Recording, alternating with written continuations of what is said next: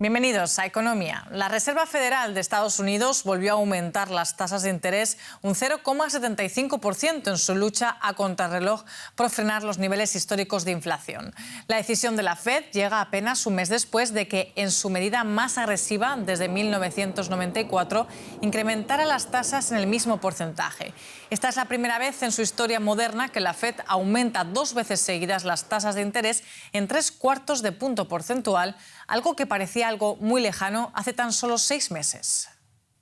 Y para analizar esta decisión de la Fed, conectamos con Jesús García en Nueva York. Jesús, en primer lugar, ¿qué efectos se esperan con este alza de 75 puntos en las tasas de interés en Estados Unidos?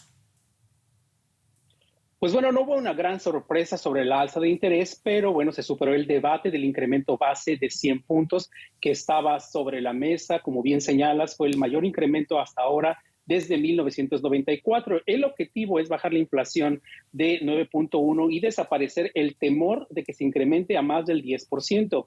Jerome Powell es claro con esa expectativa, busca que esta escalada de tasas ayude a bajar la inflación. Incluso habla de que se pueda lograr nuevamente el 2%, lo cual, siendo honestos, se ve lejano todavía. El mismo Powell reconoce esto porque señala que no puede predecir la situación económica en el siguiente año.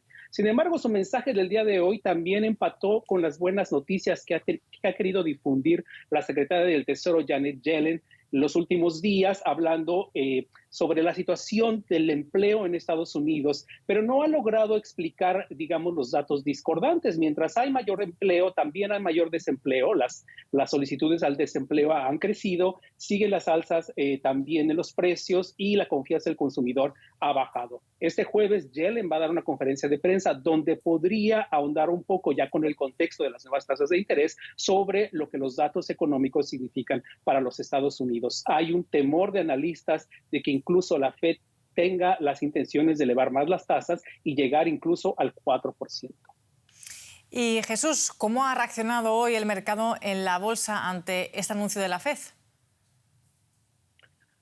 Pues bueno, el anuncio de Powell ha sido bastante positivo en general. De hecho, los principales índices, incluidos Dow Jones, Nasdaq, Standard & Poor's 500, registran incrementos de entre el 0.50 y 2.5%. Cerraron así a la bolsa a la alza. Cabe destacar que esta mañana la bolsa arrancó con cierta estabilidad, no pérdidas, digamos, no exabruptos, pero cercana a las 2 p.m. de acá de Nueva York, cuando Powell haría el anuncio, los índices comenzaron a incrementarse. Como ejemplo, tenemos, por ejemplo, empresas como Microsoft, que logró ganancias por arriba del 6%, mientras que las acciones de Alphabet, que es la matriz de Google, logró 8% extra, Amazon 4% y Apple alrededor de 2.8%. Los bancos, los principales bancos, también tuvieron incrementos de un promedio de 1%. Es decir, en una hora se registraron los mayores alzas y aunque bajaron un poco hacia el cierre de la bolsa, pues se mantuvieron esas ganancias. Y bueno, cabe destacar que empujó mucho esta confianza con la aprobación en el Senado de la ley CHIPS, que asegurará la inversión de $280,000 millones en tecnología y ciencia.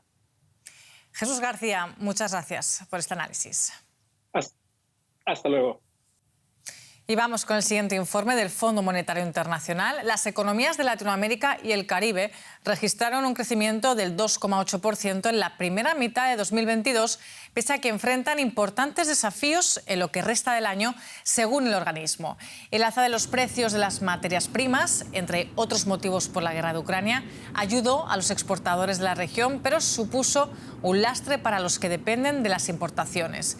Chile y Colombia son quizás los países con un repunte más dinámico, mientras México no ha logrado recuperar los niveles económicos anteriores a la pandemia. No obstante, se espera una desaceleración en el segundo semestre del año debido a la inflación y a las políticas financieras cada vez más restrictivas. Y tenemos la oportunidad de hablar sobre este informe con Ilan Goldfein, director del Departamento para el Hemisferio Occidental del Fondo Monetario Internacional. Muchas gracias, señor Goldfein, por estar con Deutsche Welle. En primer lugar, pese a las crisis actuales, la inflación, la guerra en Ucrania, la subida de tasas, el FMI ha mejorado la previsión de crecimiento para 2022 de las economías de Latinoamérica y el Caribe en la primera mitad del año. No obstante, a partir de ahora los riesgos son mayores. ¿Hacia dónde camina la región tras dicha mejoría? Bueno, mucho gusto estar acá. La verdad es que la región ha reaccionado bien en la salida de la pandemia. Este primer trimestre del año fue bueno y parece que el segundo trimestre que pasó también fue fuerte. Pero los vientos están cambiando.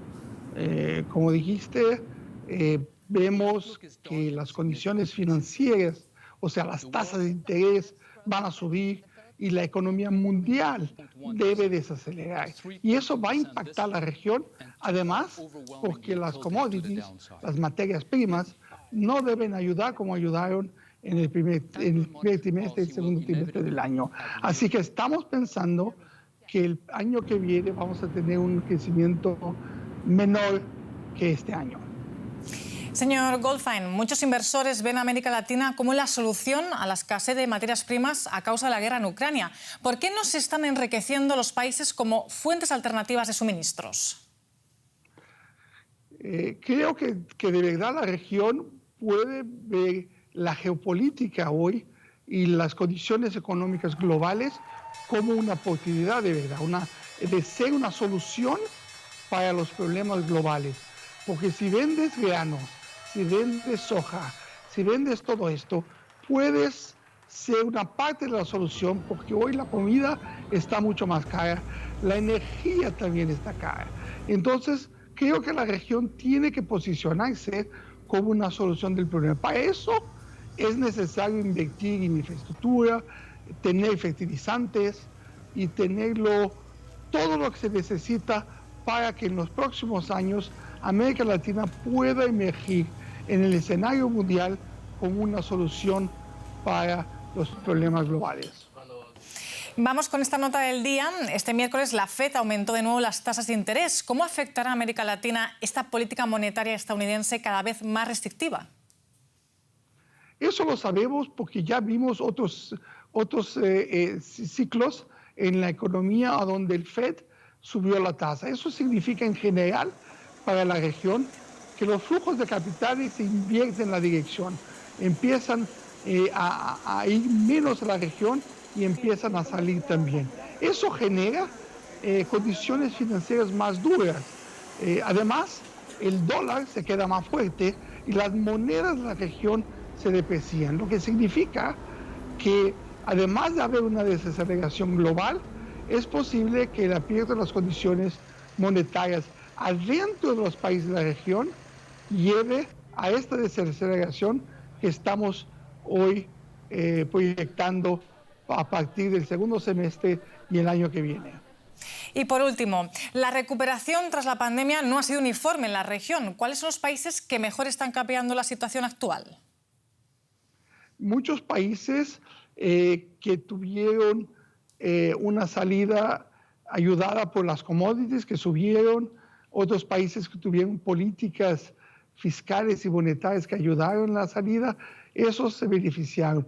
Otros países todavía falta, por ejemplo, los que dependen del turismo en la región. Tenemos varios países caribeños y otros países que dependen mucho del turismo, todavía no ha vuelto al nivel del PBI de antes de la pandemia. Otros países como México están volviendo, están creciendo más, pero todavía no llegaron al nivel de pre-pandemia. Así que la recuperación ha sido heterogénea, con algunos países se beneficiando más y otros con más dificultad. Señor Ilan Goldfein, muchas gracias por esta entrevista con DW. Muchas gracias a ustedes. Y dejamos la región y nos venimos aquí a Europa. Y es que aquí, en Alemania, la huelga de personal de tierra de la aerolínea alemana Lufthansa alteró este miércoles los planes de unos 130.000 pasajeros que se vieron afectados por la cancelación de sus vuelos en los aeropuertos, sobre todo de Frankfurt y de Múnich. Todo esto en plena temporada de vacaciones de verano aquí en Europa. Todo indica que esta, además, no será la última huelga de la compañía. Miradas perplejas a las pizarras de anuncios. Largas colas ante los mostradores donde los pasajeros varados esperan conseguir un nuevo vuelo. Con su huelga, el sindicato Verdi ha paralizado casi en su totalidad el aeropuerto de Frankfurt, el mayor de Alemania. Tenemos que cancelar casi todos los vuelos de Frankfurt a Múnich. La huelga afecta a más de 100.000 personas. Muchos de ellos son pasajeros internacionales de tránsito y se sienten mal atendidos. Recibí un mensaje de cancelación la misma mañana del vuelo, pero nada más.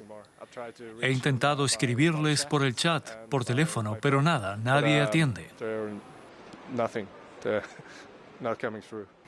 Entiendo que los huelguistas tienen sus razones, pero podrían haberlo organizado mejor.